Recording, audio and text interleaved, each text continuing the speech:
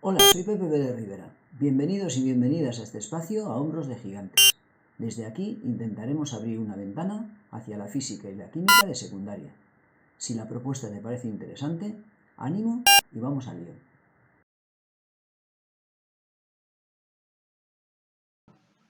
Vamos a estudiar para el curso de primero de bachillerato el tema de trabajo y energía, y en concreto el concepto de trabajo. El trabajo es una magnitud escalar que mide la acción de una fuerza en la dirección del desplazamiento, mide su eficacia. ¿En qué medida una fuerza afecta al desplazamiento producido? Vamos a estudiar la acción de una fuerza que actúa en la misma dirección y sentido del desplazamiento, supongamos horizontal. Tenemos un cuerpo sobre el que actúa la fuerza y se desplaza siendo ese el desplazamiento. El trabajo realizado mide la eficacia de la fuerza realizada. La fuerza en este caso produce un desplazamiento. Este trabajo será el producto de la fuerza multiplicada por el desplazamiento producido.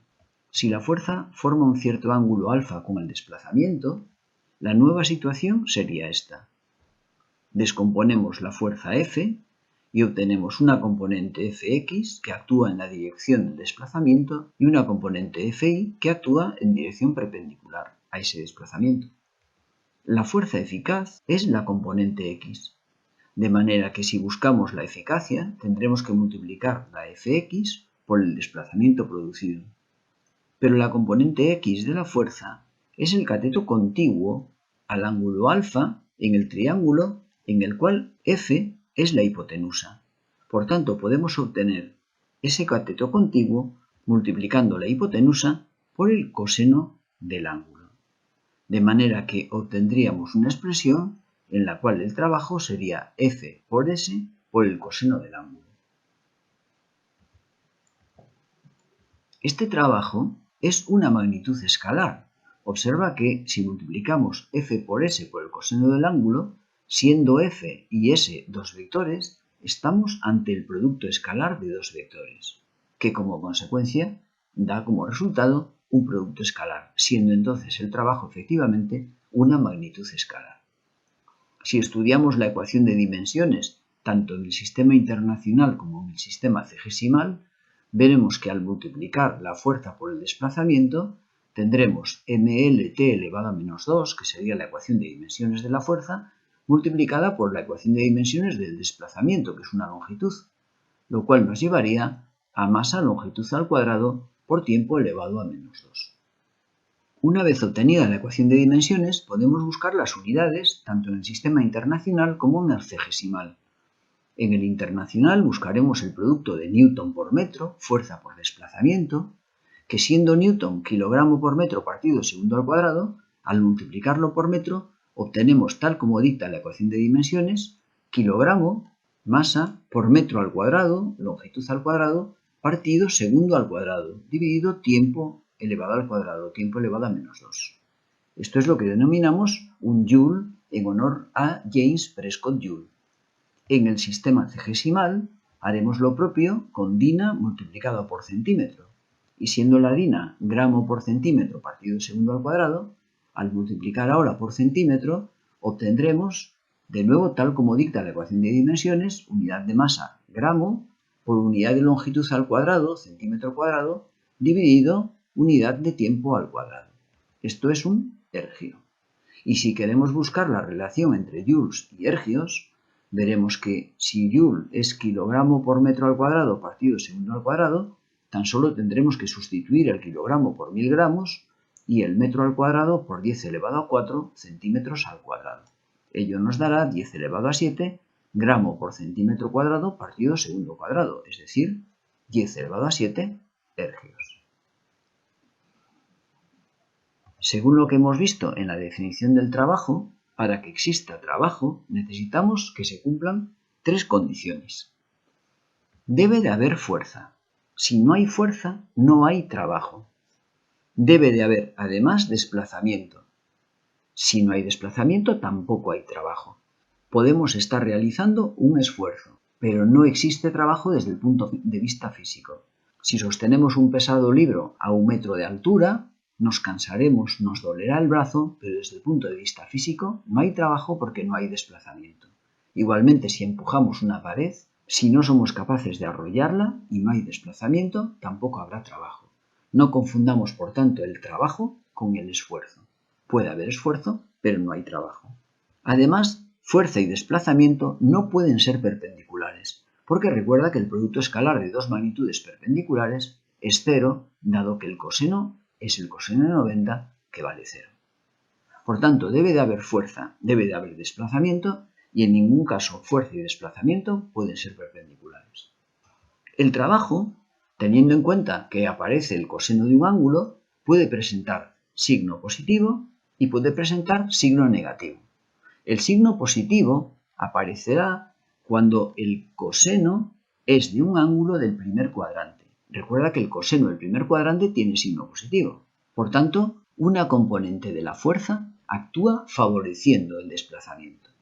Por el contrario, cuando hablamos de un trabajo negativo, ello se debe a que el ángulo debe ser del segundo cuadrante. Recuerda aquella idea según la cual decíamos que en el segundo cuadrante, S de segundo, S de seno, el seno era la magnitud trigonométrica positiva. Por tanto, el coseno es negativo. Esto va a suponer que si el ángulo que forma la fuerza y el desplazamiento es del segundo cuadrante, hay una componente de la fuerza que actúa en sentido contrario al desplazamiento. Y esta es la idea que hay detrás del carácter negativo del trabajo. La fuerza que actúa lo hace contra el desplazamiento. Veamos el siguiente ejemplo. Vamos a arrastrar un cuerpo de 0,5 kilogramos haciendo una fuerza constante de 6 newtons en una dirección que forma un ángulo de 45 grados con el desplazamiento. Lo haremos hasta un punto situado a 5 metros. El coeficiente de rozamiento cinético del cuerpo con la superficie es 0,2. Vamos a calcular el trabajo realizado por nosotros y el realizado por la fuerza de rozamiento. Vamos a dibujar como siempre el sistema. Dibujaremos la fuerza que ejercemos, el peso y la fuerza normal que representaremos un poquito más adelante, ya veremos por qué. Vamos a descomponer la fuerza F. Tenemos una componente que actúa en la dirección del desplazamiento horizontal hacia la derecha y una componente vertical. La Fx es el cateto contiguo, hipotenusa 6 newtons por el coseno de 45. La Fi es el cateto opuesto. Observa que en nuestra figura, al tratarse un paralelogramo, el lado opuesto al ángulo de 45 coincide con esta componente. Por tanto, hipotenusa por seno del ángulo de 45. Además, vamos a tener la fuerza normal. Observa que la dibujamos ahora porque la fuerza normal no va a ser igual al peso. Hay dos fuerzas que actúan hacia arriba. Deben neutralizar el peso que actúa hacia abajo. Por tanto, la suma de esas dos fuerzas, la Fi y la normal, debe ser igual al peso. Además, tenemos la fuerza de rozamiento, que si el objeto se desplaza hacia la derecha, tal como actúa la fuerza de 6 newtons, la fuerza de rozamiento debe actuar hacia la izquierda. En estas condiciones podemos calcular el trabajo que hacemos nosotros, producto de la fuerza por el desplazamiento, por el coseno del ángulo que forman la fuerza con el desplazamiento. Sustituimos los valores, la fuerza ejercida es de 6 newtons, el desplazamiento tal como nos dicen 5 metros y el ángulo que forma la fuerza ejercida con el desplazamiento es de 45 grados. Por tanto, multiplicamos 21,2 y observa que como resultado del producto newton por metro obtenemos joule. Si nos vamos a la componente perpendicular, comprobaremos cómo el equilibrio se establece cuando el peso, que es la única fuerza que actúa verticalmente hacia abajo, se iguala a la suma de la normal y la componente I de F, que son las dos fuerzas que actúan hacia arriba. Por tanto, Fi más la normal debe ser igual al peso, lo cual nos permite obtener la fuerza normal como diferencia entre el peso menos la Fi. Esto nos permite calcular el valor sustituyendo todos los elementos conocidos. De nuevo, recuerda que al multiplicar kilogramo por metro partido segundo cuadrado, en este término tenemos newtons. El segundo, 6 newtons por el seno de 45. Observa también que el contexto nos indica cuando una n es fuerza normal y cuando la otra n es la unidad. Evidentemente, si hablamos de una n detrás de un número, esta n detrás de un número especificará siempre la unidad Newton.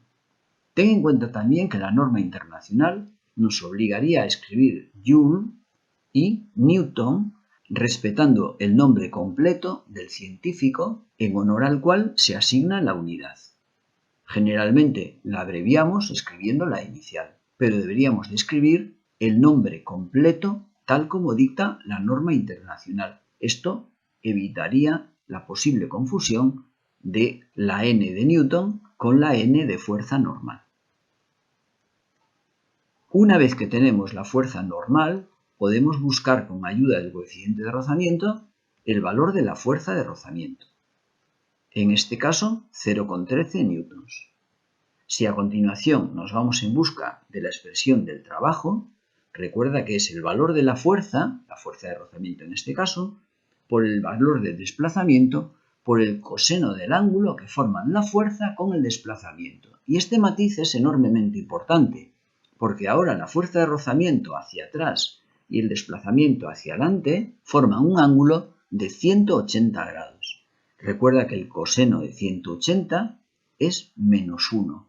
Por tanto, cuando ahora calculemos el trabajo de rozamiento, obtendremos un trabajo negativo como corresponde a una fuerza que actúa en sentido contrario al desplazamiento.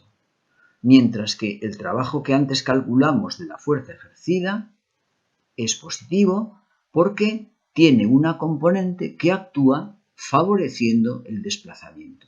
El trabajo positivo favorece el desplazamiento, tiene la orientación del vector velocidad, mientras que el trabajo negativo actúa contra el desplazamiento, tiene el sentido contrario al vector velocidad.